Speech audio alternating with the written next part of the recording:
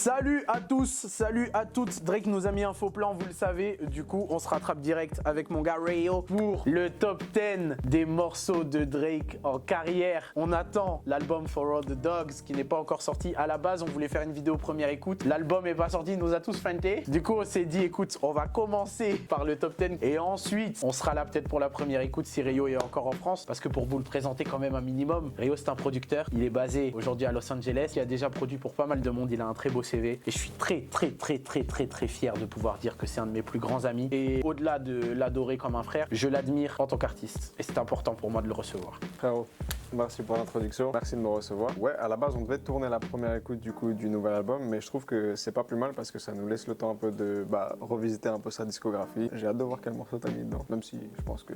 Tu dois t'en douter sur quelques-uns en tout cas. Commençons par le commencement, commençons par les mentions honorables. Les mentions honorables, qu'est-ce que c'est? Les morceaux qui ne sont pas dans le top 10 des meilleurs morceaux de sa carrière, mais qui auraient pu y rentrer ou en tout cas qu'on n'a pas envie de ne pas citer. Les critères, c'est profondément subjectif. J'ai essayé au départ de faire un top 10 objectif, je me suis rendu compte que c'est impossible. On n'a pas la même sensibilité. Moi, je suis plus touché par le R&B, je vais être touché par des harmonies, par de la musicalité. Là où par exemple Rayo, il va être touché par une prod, par des skills. Du coup, naturellement, quand on va considérer qu'un morceau est meilleur qu'un autre, on va croire qu'on est objectif alors qu'en fait, on part pas du même postulat, on part pas des mêmes critères. Deuxième critère, s'il y a des morceaux en featuring, il faut que l'artiste principal soit Drake. Un Psychomode par exemple avec Travis Scott, sur l'album de Travis Scott, ça peut pas rentrer. Donnez les vôtres, donnez vos tops, donnez vos avis, mais ne nous en voulez pas. Par précaution, j'ai déjà mis la veste de prisonnier parce que je me suis dit vous allez m'envoyer au Heps ce soir. C'est normal, c'est le jeu, c'est à ça que servent les commentaires. J'ai laissé volontairement un peu plus de temps pour que vous vous abonniez parce que les gens qui regardent sans s'abonner, j'en ai marre. Donc tu t'abonnes, tu likes et on démarre.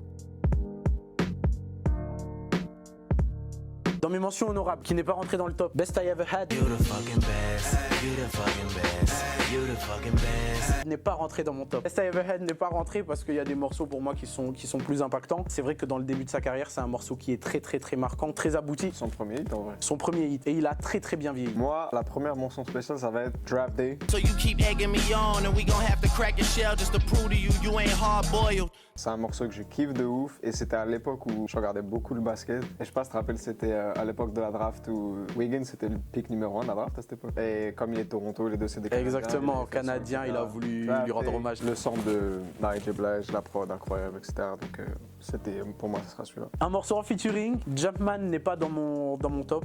You searching for answers, I do not know nothing. Woo! Jumpman pour moi c'est une énorme pépite pour être vraiment dans le monde du basket encore aujourd'hui. C'est un incontournable de tous les événements basket, toutes les playlists de workout des basketteurs, tu sais qu'il y aura Jumpman dedans. Quand tu penses à Drake, tu penses au basket aussi parce qu'il s'est vachement implanté dans le monde du basket de par des morceaux comme celui-ci. Pour moi ça a du sens mais je pouvais pas le mettre dans un top. Je trouve que les sons qui sont dans mon top, ils sont meilleurs que ça encore. Numéro 2, Do Not Disturb. Styling no, dissing but got pictures with me smiling no. L'outro de More Life pour le coup. Un morceau sans refrain, sample de Snow Allegra, prod de 5 minutes, Drake qui rappe sans arrêt, tout ce qu'on kiffe. C'est mon Drake préféré. 5 minutes, une prod, il rappe. Il rappe même pas, il rappe. Avec combien de A? Avec beaucoup de R en tout cas.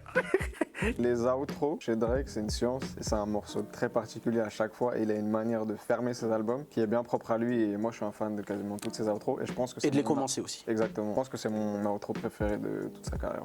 Moi j'ai The Motion.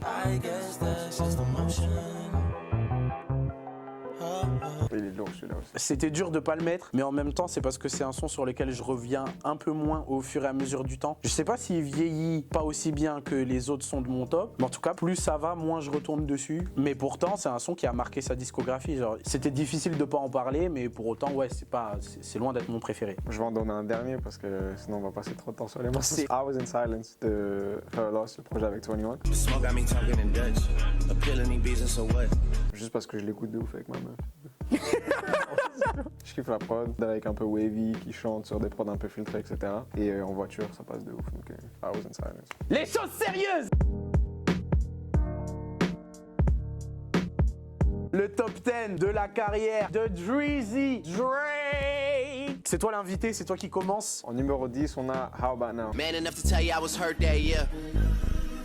qui à la base, je sais pas si tu te rappelles, sur la version CD If You Need This It's Too Late, il est dans les 3 morceaux bonus qu'il y a dans le projet, mais il n'est pas sur les plateformes de téléchargement. C'est pour ça qu'il l'a remis du coup dans le Care Package. Là, vous pouvez le trouver sur les plateformes sur celui-là. Je kiffe de ouf le sample de Joe Desi, incroyable. La prod de Boy Wonder, incroyable. Lui, ce qu'il fait dessus, incroyable. C'est un des morceaux de ma période préférée de Drake, je pense, de son prime en tout cas pour moi, qui va de 2014 à 2017 à peu près. Et c'est mon projet de Drake préféré en vrai. If You Need This. En ce qui me concerne, j'ai triché. Dès la 10e place, j'ai déjà triché. J'en ai mis 2. Je pouvais pas dire au revoir à l'un des deux. Tu dois en choisir un. Ok, alors ce sera Tuscan Leather. Generous, but even Ella love our shit.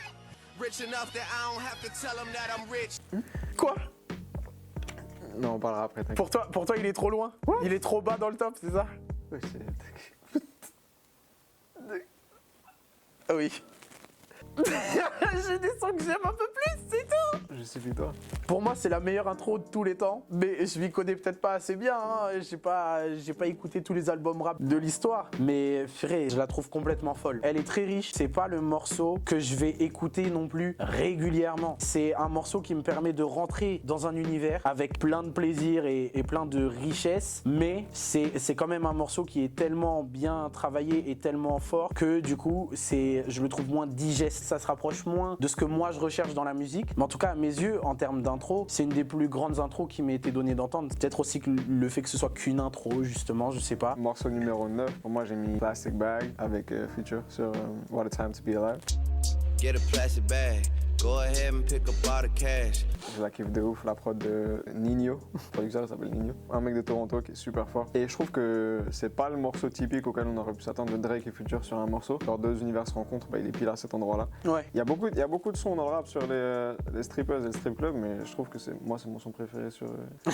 C'est la meilleure manière de parler. Ouais, exactement. Et la prod est incroyable, la performance dessus est incroyable, les placements sont incroyables, les flows sont incroyables, les mélodies sont incroyables. Et je tiens à ajouter que la prod, elle est en 3/4 ou en 6/8. C'est très rare d'avoir des prods. Faut que t'expliques aux gens, parce que là, la plupart, je pense que tu les as perdus. En gros, 90% de la musique moderne, de la musique populaire d'aujourd'hui, chaque mesure est composée de 4 bars, du coup de 4 temps. Donc 1, 2, 3, 4, ça forme une loupe. Alors que là, c'est du 3/4, donc c'est du ternaire ou du 6/8 et c'est la même cadence que la valse. Tu sais, 1, 2, 3, 1, 2, 3. Ok. Et la prod, elle est en 3/4 justement. Ok. Et dans la musique moderne, c'est hyper rare et juste pour ça, je trouve que c'est hyper smart d'avoir fait ça et que c'est super bien fait.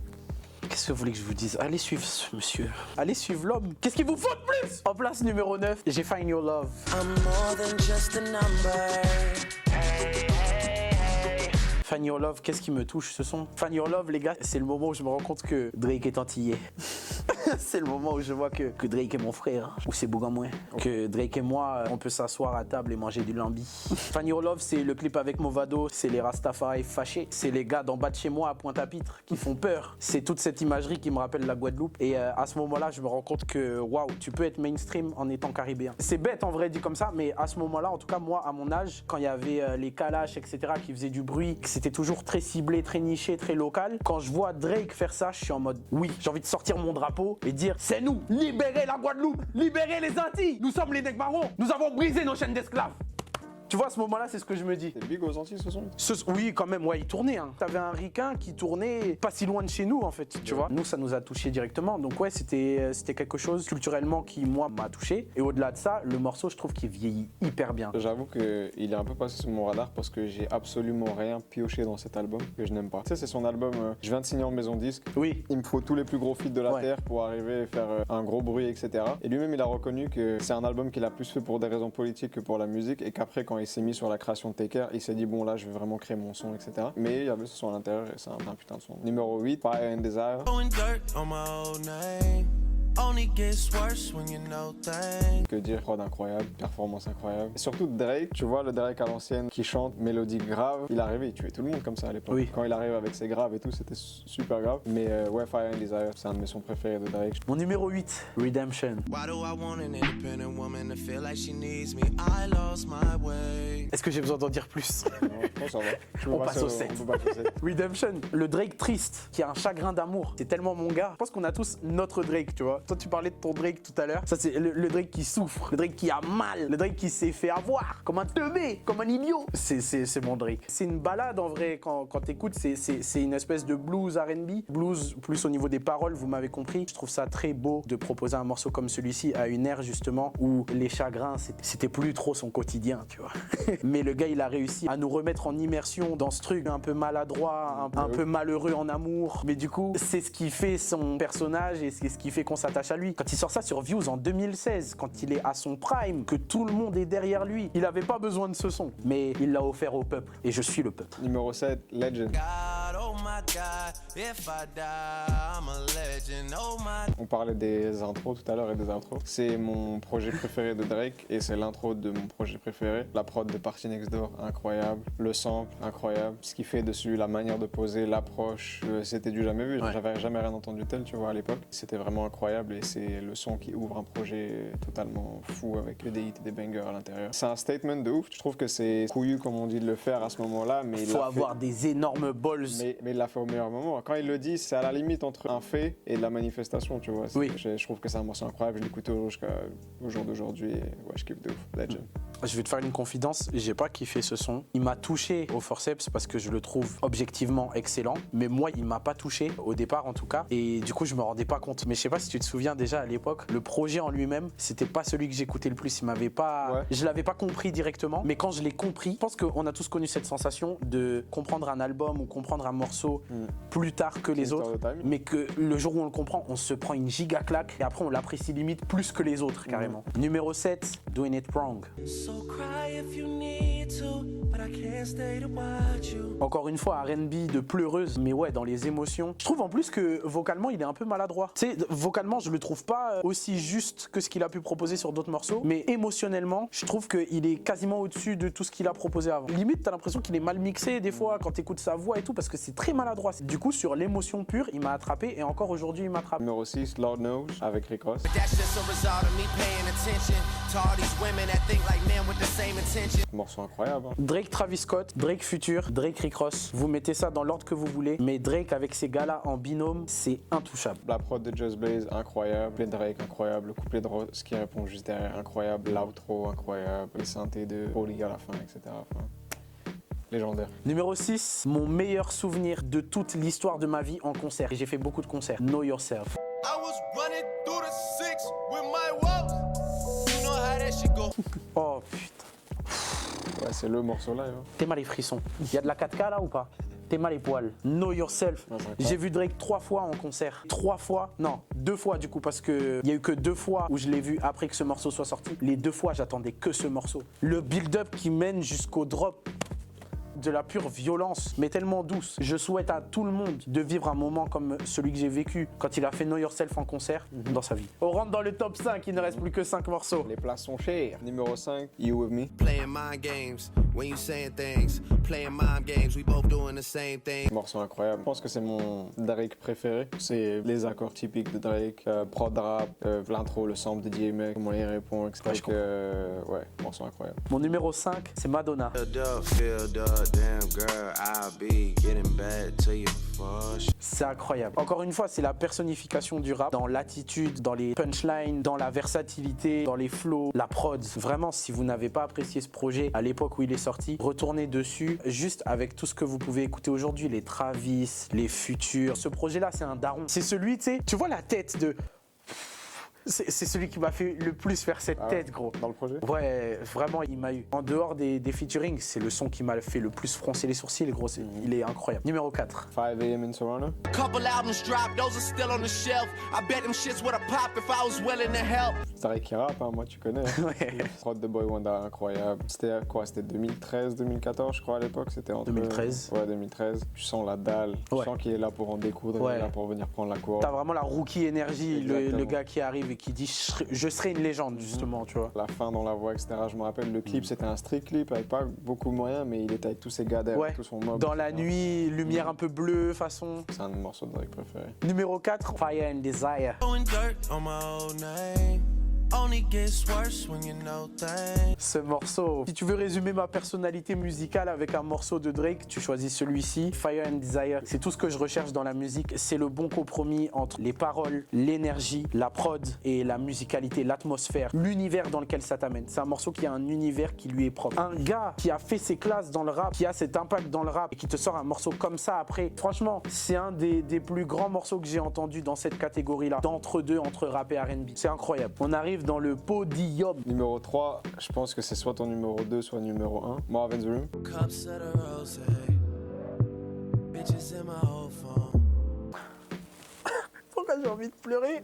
Franchement, T'as juste dit le nom du morceau, mon gars. tu sais, ça fait partie de ces morceaux où il y a certains morceaux où tu dis si la magie elle devait être incarnée, personnifiée dans une œuvre d'art, bah ce serait ça, tu vois. Et Marvin's Room, c'est un de ces morceaux-là, c'est irréel comme morceau. Il n'y a pas de Marvin's Room dans la discographie de Drake. Il n'y en a pas de Marvin's Room. Incroyable, classique. J'en parlerai plus tard. Mon numéro 2, il a changé plein de fois. J'ai pas arrêté de switcher numéro 2 et 3, numéro 2 et 3. Mon numéro 2 définitif, c'est un featuring avec un des plus grands rappeurs de tous les temps. J'ai nommé Jay-Z, le morceau Pound Cake. After hours at Il Molino. A soto, just talking women and vino. Un des plus grands morceaux rap qui m'ait été donné d'entendre. Je sais même pas quoi dire. C'est tellement parfait que qu'est-ce que t'expliques en fait? C'est Leur meilleur feat déjà. Jay-Z, c'est un de ses meilleurs couplets en carrière. C'est un feat qu'on n'attend pas forcément à ce moment-là parce que les histoires Jay-Z-Drake, à ce moment-là, je sais pas pourquoi c'était pas très clair. Il y avait une rivalité qui était plus ou moins installée, mais c'était que des rumeurs, on savait pas trop. Et là, il y a ce feat qui arrive dans ce qui est à mes yeux le meilleur album de toute la discographie de Drake. Quelle claque! J'ai encore des frissons, je vous jure. Mais gars, c'est la passion qui parle. Et je sais pas quoi vous dire de plus. C'est de la passion pure et dure. Je me souviens qu'il y a une époque où je m'endormais sur ces morceaux-là, sur cet album. Je passais l'album en boucle. Je mettais ma radio à côté de mon lit et je le laissais tourner en boucle jusqu'à m'endormir. C'était ma berceuse, genre littéralement. C'est de la folie. Je suis en train de me rendre compte que j'ai fait une énorme erreur de casting dans mon top 10 parce que je l'ai pas mis. Alors que c'est un de mes morceaux préférés de Drake. Mais du coup, bah, je vais prendre le bonus, un Joker, un morceau en deux parties. Hein. Oh putain. J'ai le droit, tu l'as fait, j'ai le droit. Voilà, votre gars.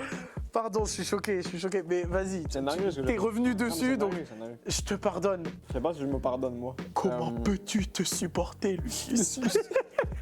Du coup, ça va être numéro 2 ex aequo pour le coup. Charles Can Lever. Generous, but even Ella love our shit. Rich enough that I don't have to tell them that I'm rich. Quelle manière d'ouvrir le meilleur album de sa carrière. La meilleure intro d'album rap de l'histoire. La prod en 3 parties, tous les switches, l'énergie qu'il met à l'intérieur, les lyrics, la fin, la fougue de la jeunesse, etc. Musicalement, c'est incroyable. C'est du rap, mais il y a beaucoup de morceaux rap qui musicalement sont pas aussi aboutis que ça et qui sont des morceaux de rap légendaires, mais celui-ci, il a les deux pour moi et musicalement, c'est aussi bon que ce que lui propose. Et ouais, tu peux l'écouter 20 fois d'affilée sans problème. How much time is this nigga spending on the intro? Cake! Cake, cake, cake, cake, cake! Pardonnez-moi. Numéro 2 ex aequo. Ah ok, quel morceau? C'est mon numéro 2, c'est mon tour. Et du coup, tu sauras quel est mon numéro 1 quand je vais te donner mon numéro 2. From Time! Needed to hear that shit. I hate when you're submissive. Passive aggressive when we're texting. I feel the distance. Featuring Jhené Aiko, une des plus grandes artistes féminines de l'histoire, une des artistes les plus douces vocalement, mais une des artistes les plus brutes lyricalement. Et du coup, elle a une façon d'allier les deux mondes qui fait que dans le rap, elle a les lyrics, mais dans la sonorité, elle est soul, R&B à fond. Et quand tu maries ça avec l'univers de Drake, qui est justement profondément rap avec des influences soul, t'as un entre-deux, tu peux pas faire meilleur entre-deux. From Time, c'est la personnification de ce que je viens d'expliquer. C'est un univers profondément riche, très bien retranscrit. Et encore une fois, c'est un des plus grands albums que j'ai entendu. Ce morceau-là, pour moi, c'est ce qui le résume le mieux. Anecdote sur la prod. On a parlé de celle de Know Yourself tout à l'heure avec les switches. C'est la première fois dans une prod de rap ou dans une production tout court que j'ai entendu un piano en reverse ou un élément justement en reverse. Le piano qui est joué au début, en fait, il est joué à l'envers. Première personne à le faire. Et encore une fois, Drake Toronto, donc encore un game changer dans les prods, etc. Il y a des débats stériles autour de Drake qui aurait soi-disant aucune influence parce qu'il a fait que récupérer des trucs qui se faisaient déjà, etc. Les gars, vous mentez. Vous savez que vous mentez. Mais vous le faites juste par pure haine ou pour faire briller un autre artiste ou je ne sais quoi, mais vous mentez. L'influence de Drake, elle est palpable. Il a mis Toronto sur la carte. Je peux la palper comme je palpe cette bouteille-là au moment où je vous parle. Comme je te disais, il a mis Toronto sur la carte à lui tout seul. Frère, c'est n'importe quoi. Des Tory Lanez, des PND. Même en dehors de Toronto, il a mis combien de gars en vrai? Skepta, son revival en 2015, il y a une part de Drake. Dave, qui est co-sign à 18 ans, il aurait peut-être pas eu la carrière qu'il a aujourd'hui si Drake avait pas jumpé sur un remix. Vous avez vu toute l'émergence de la musique caribéenne à un moment, toute la scène dancehall là, où tout le monde faisait des sons dancehall, etc. Il y en a qui vont dire justement, t'as tout l'album Views avec Controlla, One Dance, etc. Mais même avant ça, quand il invite Movado, quand il ramène des sons comme Find Your Love, etc. Et qu'après tu vois Nicki Minaj qui feat avec les Jamaïcains parce que d'un coup elle est fière d'être... Oh les gars, est-ce que vous avez conscience même de l'impact que ce mec a eu sur son temps? C'est n'importe quoi. C'est une légende. Et ça c'était important de le dire avant la dernière place parce que comme ça, avant de clore ce top, vous serez au courant de ce dont on parle quand on parle de Drizzy Motherfucking Drake. Première place! Première place, un morceau que tu as déjà cité dans ta liste. Bien trop bas à mon goût, Know Yourself. I was running through the six with my woes.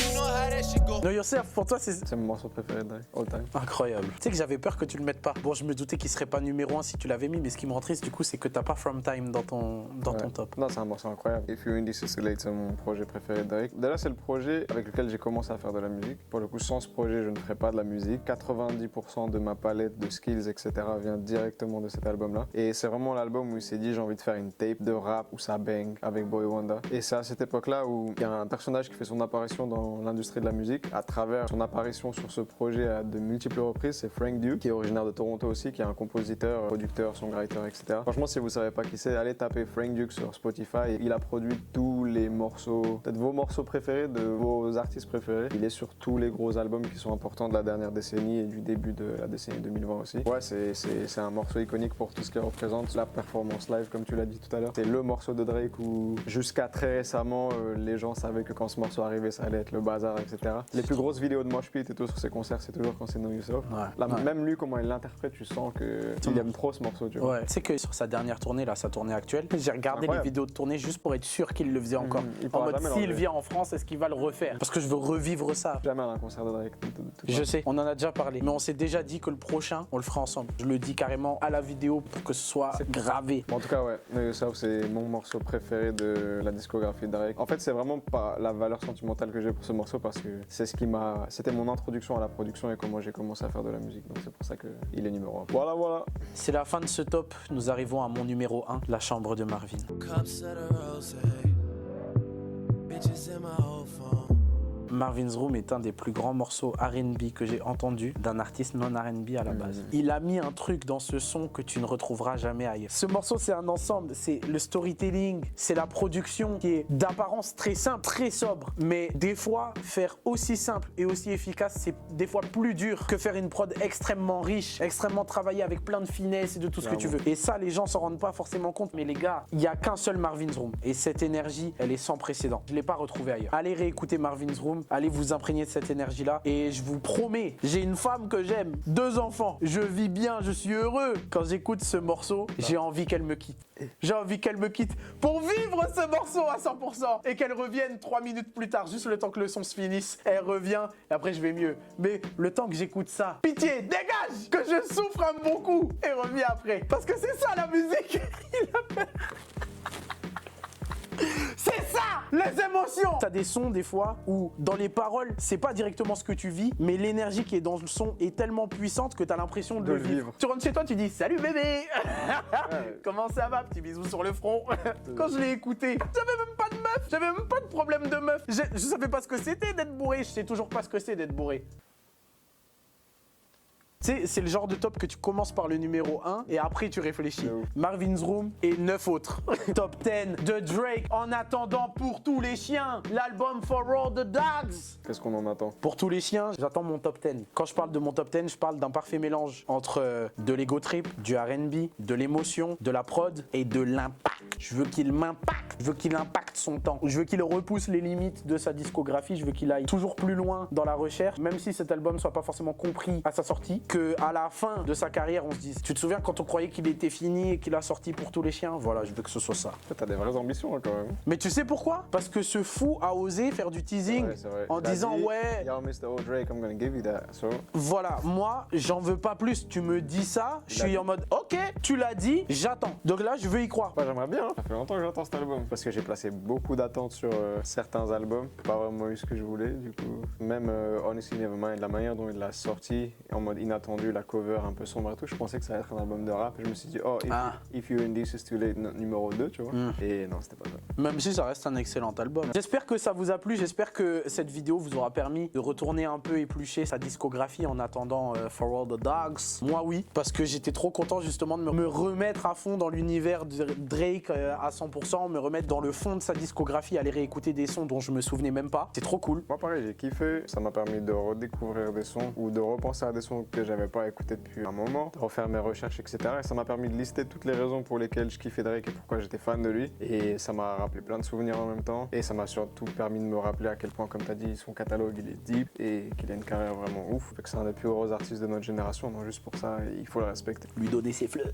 Mettez du respect sur Drake, mettez du respect sur la musique et mettez du respect sur mon gars Rayo qui nous a proposé une analyse fine, propre et détaillée et qui nous propose lui-même de la musique de très grande qualité. Vous pouvez encore une fois le retrouver sur toutes les plateformes. Allez soutenir Rayo, allez soutenir la bonne musique, allez soutenir le hip-hop. On vous attend très rapidement dans les commentaires pour nous dire pourquoi nos avis sont désastreux. Regarde, j'ai mis la veste de prisonnier carrément. J'étais déjà prêt. Il est prêt à retourner. Abonnez-vous, likez, soutenez-nous comme vous le voulez, comme vous le pouvez. On se retrouve très vite.